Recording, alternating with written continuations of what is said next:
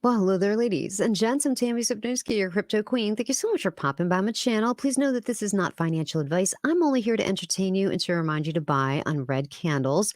And today we're going to be talking about Tether. Since the collapse of Sam Bankman-Fried's FTX, people are really looking at a lot of different things under a microscope, and Tether is one of them. And of course, Ben from BitBoy Crypto is over there in the Bahamas to confront Sam Bankman-Fried. And while he's there, he's going to take a little detour trip to go visit the corporate headquarters of Tether. He's going to smash down the front doors just to make sure that there's an actual corporate office there, some infrastructure, some people working there, and that it's just not some dude working in a closet somewhere saying that he's Tether and everything's fine here. Don't look. Because if Tether were to collapse, it would be an absolute catastrophe for cryptocurrency because it's the number 3 coin with a market cap of almost $65 billion. Now, the next stable coin is going to be the USDC coin, which is Circle stable coin, and that is almost $45 billion, followed by BUSD, which is the Binance stablecoin, and that is at $22 billion. So there's a big difference between 65 billion and 22 billion. Am I right? Now, certainly the other stablecoins would like that top tiered position, but the only way that they could do that is by stealing market share away from Tether. And how else are you going to do it but to create a little FUD around Tether, convince people that your money is not safe in Tether, you better move your money over into our stablecoin. And for those of you that don't understand what a stablecoin is a coin that you hold that should be representative of $1. So let's say you bought Bitcoin at $30,000. At the all-time high, Bitcoin reached $65,000. If you were to sell your Bitcoin at that $65,000 mark and left it in Tether and watched Bitcoin flush all the way down to $16,000, you'd still have $65,000 and you'd be able to have 3 Bitcoin as opposed to that 1 Bitcoin. But that's, of course, if you know how to read the market, do your technical analysis, calling the top, selling off your investments, and stabling them up in these different coins. The reason why there's a lot of FUD circulating Tether is because, they've undergone a few different lawsuits, people saying, you know what, they've not been very transparent with what they're holding, and they've actually had to pay a few different fines. So I went onto the Tether website to see, what exactly does Tether hold? Do they have $1 for each coin that is out there that has been minted? And this is their reserves breakdown.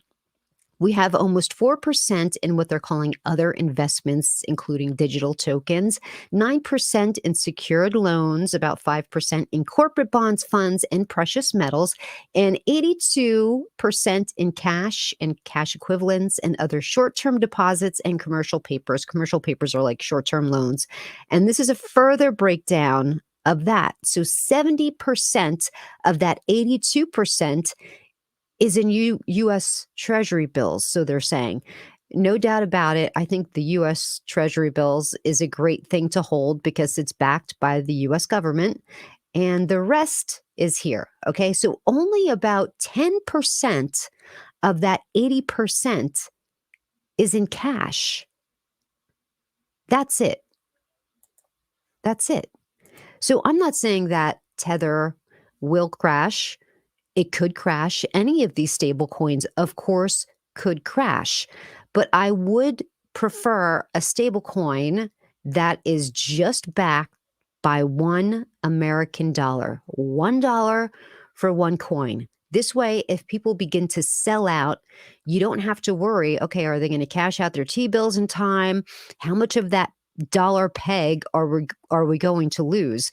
Because as we saw with the stable coin of the Terra Luna ecosystem, their stable coin, which of course was pegged to the $1, got down to like 3 cents. Can you imagine only getting 3 cents for every $1 you hold? It would be absolutely terrifying. So Circle is one of those cryptocurrencies that is backed by the $1. But here's the thing with Circle. They're very transparent with what their holdings are. They undergo audits all of the time. They post those audits. Now, Tether also does post certain things as well, but it's like the breakdown of what is posted. So, in other words, people go in there, BDO did their last what they're calling audit, but it's not necessarily an audit because, in this statement by BDO, they're saying, listen, we did an independent auditor's report on the consolidated reserves report. They just analyzed a report that was given to them by Tether. So it's not like they were able to bust into, their bank, see what they're holding, where's your gold stored? Do you have a little Fort Knox over here that we can look and that we can audit? So I feel like being that they've been sued and that they have been fined for not having on hand what they were supposed to have on hand leads me to believe that, the credibility is not 100% there. I am not trying to FUD Tether at all because, like I said, if something happens to Tether and it goes under, it will be absolutely cataclysmic for the cryptocurrency market. But in order to be safe, I think it would be okay. I think it would be a good bet to kind of move your money on over into another stable coin that has more transparency, that has more audits, that shows their reserves and does it on a monthly basis, like the USDC coin, that is the stable coin of Circle, or of course, the Binance stable coin, which is BUSD. What upsets me about holding the BUSD coin is that it's the Binance stablecoin. And I don't picture CZ Binance as the hero of the story. He kind of reminds me of like the covert villain. Even the way he looks kind of looks like a covert villain, right? I think everything that he does is measured, and everything that he does is to benefit Binance. I think he wants to be the ultimate king of crypto, and he finds that doing these little things to kind of foil his competition is the only way for him to get there. So whether he's fudding Tether by saying that, okay, you know what, we are not going to accept Tether on the Solana blockchain or these other blockchains, he's phasing that out for Binance.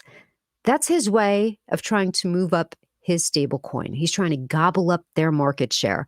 But in order to be safe, to feel more comfortable, I know that I am moving my stable coins over into USDC. It's just a better bet for my stable coins. I don't hold that much Tether. I do already have some USDC and of course some BUSD, but I think I'm going to untether myself from Tether and just get into the USDC. Well, that's going to do it here for me today. I thank you so much for joining me. And until next time, please take care of yourself.